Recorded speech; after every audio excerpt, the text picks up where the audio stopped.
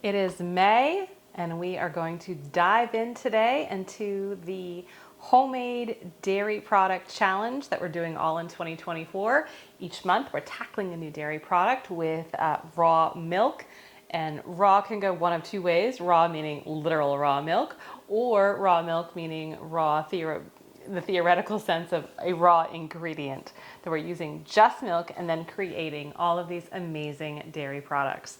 So in January, we made a Chev style cheese with cow's milk.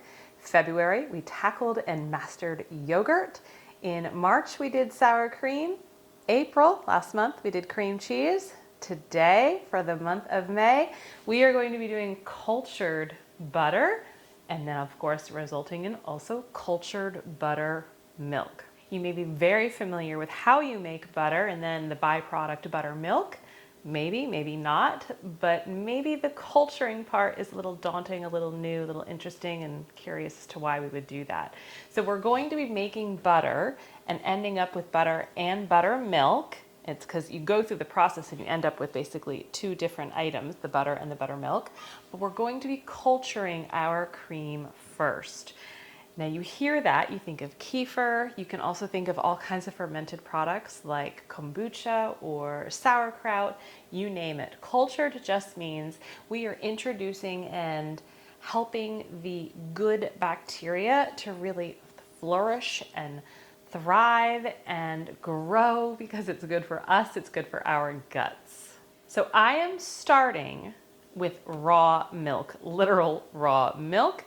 You can go in your area, find a local farm that does raw milk, get to know the farmer, and try it out. We've been doing raw milk in our family now for a little over 3 years. I'm never going back to store-bought milk. I am loving the raw milk.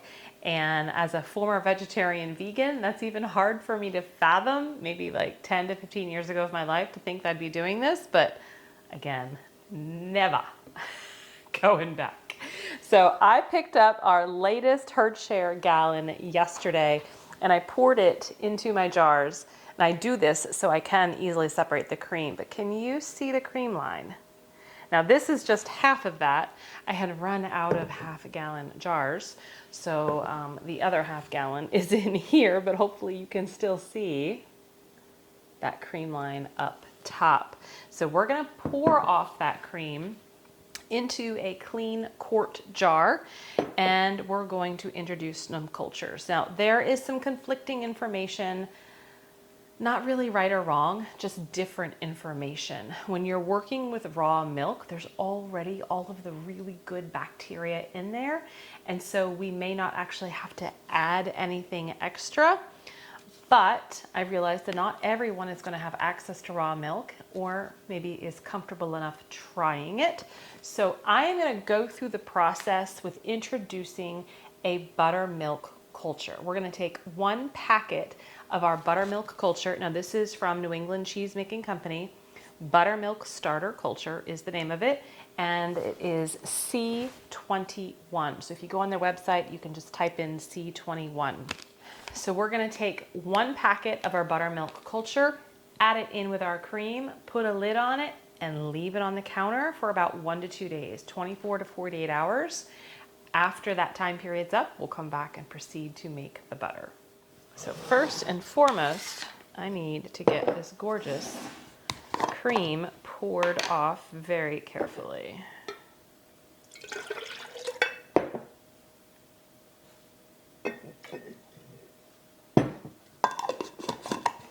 It's not precise, it's not perfect, but it still works.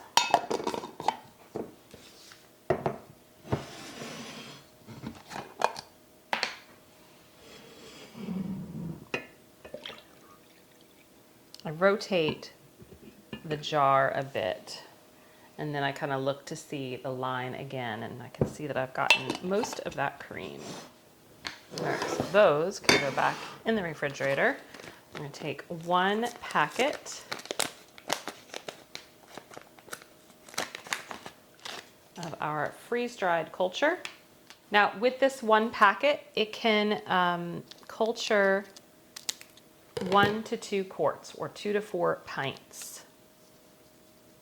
So we've got 1 quart here, which is right in that sweet spot. I'm just gonna let that sit for a little bit. Whenever you're working with freeze-dried cultures, you pour it into, especially for cheese making, your milk, and you let it sit for just a minute or two to help rehydrate the culture before we mix it around.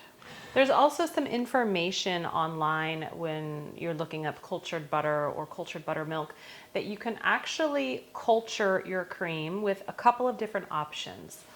Existing cultured buttermilk. So as we go through this process, we're going to end up with cultured buttermilk that I could then use to culture my next batch of cream and kind of keep it going. You can also use any type of mesophilic culture. Sometimes people purchase their cultures when it's either thermophilic or mesophilic, and you're going to want to look for a mesophilic culture. The third way is yogurt. Now again, the buttermilk culture we're using and traditional yogurt culture are both having the mesophilic properties. But I've seen people say that you can use cultured buttermilk, mesophilic culture, or yogurt. I'm going to put our lid on, and I'm just going to shake, really distributing the culture all throughout the cream. And now the easiest part, leaving it on the counter for the next 1 to 2 days. I think I'm going to let it culture a little bit more than 24 hours. Maybe we'll come back at 30 hours, not sure. But I'm going to go more than a full 24, kind of halfway between the 24 and 48, and then we'll make our butter.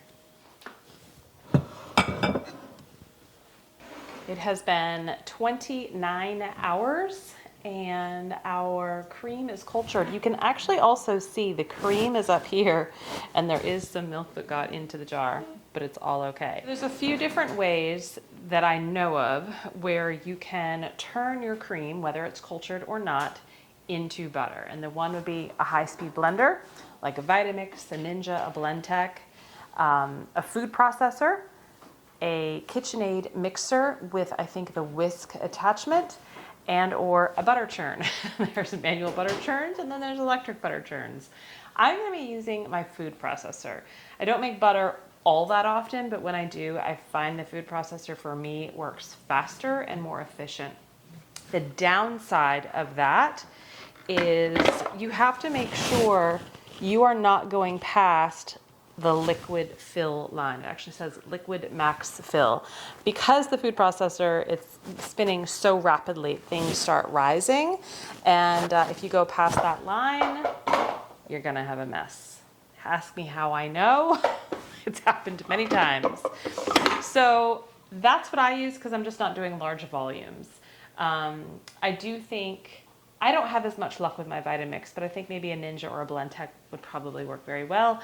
My KitchenAid mixer, I have tried it before, and it just makes a huge sloppy mess for me. And I noticed that my motor just gets really hot. So pick your poison with what you're gonna do to make your butter with. I really want one of those big, massive electric churns.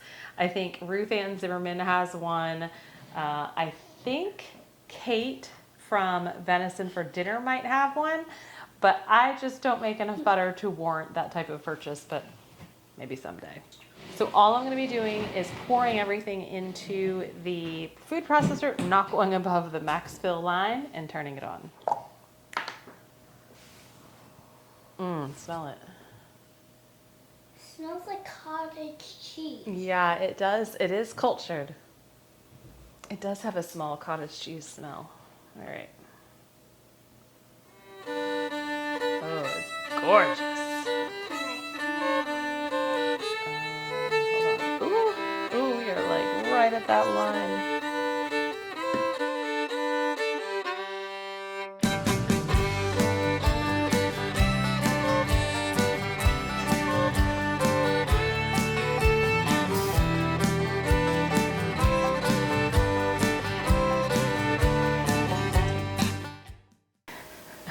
Thought about how I'm going to say this over the last, I don't know, 12 hours. Okay, so last you saw, we were blending our, churning our cream and hoping it would break. So here's the truth, and here's just real life.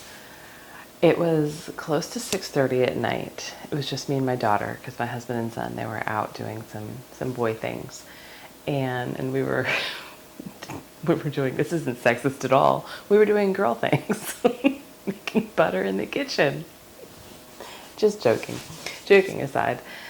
We got hangry. So it was going for about 10 minutes. And honestly, it should have broke by then. It shouldn't have been going that long. And we were hungry. I was crabby. She was crabby. We were hangry. And I was like, okay, we'll just stop it. We're just going to stop it. We're going to put it in the fridge and we're going to go eat. And today's Sunday, so Saturday night. Saturday nights are one nights. I just don't cook. I need one night off. And one of my favorites is Thai food. So we went and got Thai food, just her and I. Came back. We did takeout, came back. And by the time we were satiated with food in our belly, I was like, yeah, I am not doing this now. Because we were just tired. So everything stayed in the refrigerator. And I just pulled it out. So it's actually really cold now. And I did some digging and some soul searching as to kind of why we were at the position we were at yesterday. Number one, we should have eaten sooner. Just trying to make light of this. No, number one is the cream was too warm. It was a very hot day yesterday, and our kitchen was probably 75 degrees, if not maybe a degree or two or warmer. And so the cream was way too warm, and it was not going to break. The ideal temperature is between 50 and 60 degrees, and so we were way above that. Now, just taking it out of the fridge, I'm using my thermometer gun here, 41. So I'm going to wait about 30 minutes, let this sit on the counter, hopefully come up to around 50, and then we're going to get it back into the food processor, and hopefully this will start to separate. It already has started to separate a bit. You might be able to see some of the solids are even on the side here. But there is a small delineation between the creamy white buttermilk and the pale yellow solids of butter. We'll let this sit, we'll come back, we'll churn, we'll try again. Something else I need to address is I am wearing these same clothes as yesterday. Someone inevitably is going to notice. All right, we are fairly close. So I am going to attempt number 2.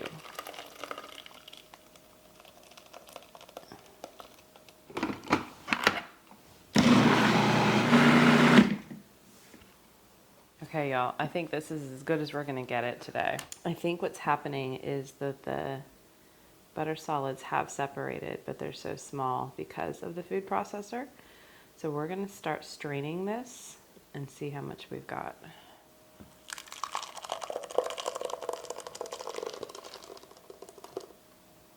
This smells so good, by the way. I don't really buy cultured butter just because it is so much more expensive. But I can see why now, just the time. But it smells so good. I'm just kind of moving the solids around to get as much of that buttermilk out.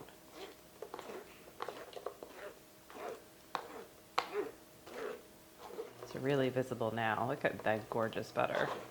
And this was a little less than a quart of cream because if you remember, the cream had separated and there was some milk that had gotten in when I poured it out.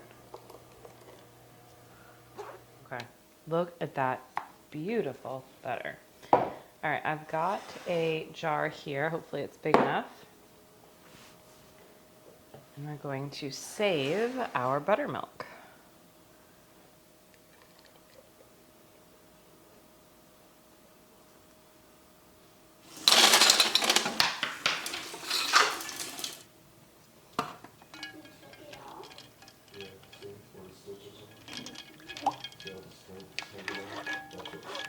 So now what we want to do is actually rinse our butter because there could be buttermilk in like little air pockets or little pockets within the butter. You want to rinse it in very cold water, and that just helps keep it from melting, keeps it together as one solid mass. but also helps to get rid of all of that extra buttermilk.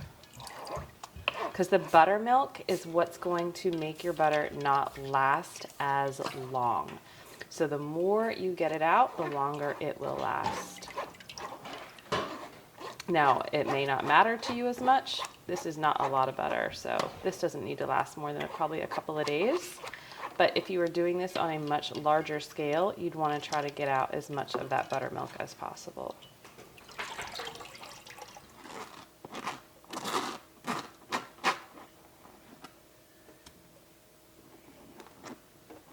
And as it's sitting in here, I very well may start to see some kind of buttermilk leach out.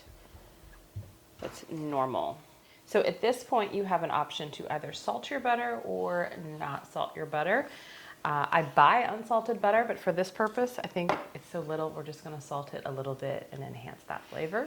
So Redmond real salt is the salt of choice in our kitchen.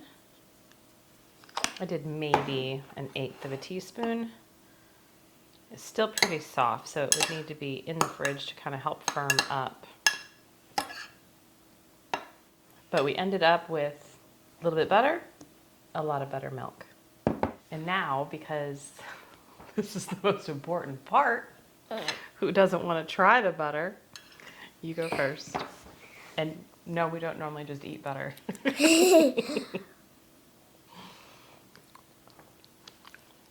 Oh my goodness. For real, that is so good, isn't it? I can actually taste the cultured flavor.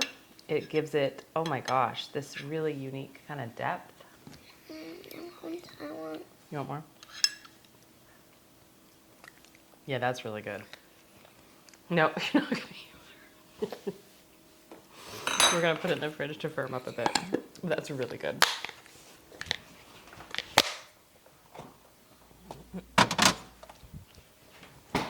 What'd you say? Nothing.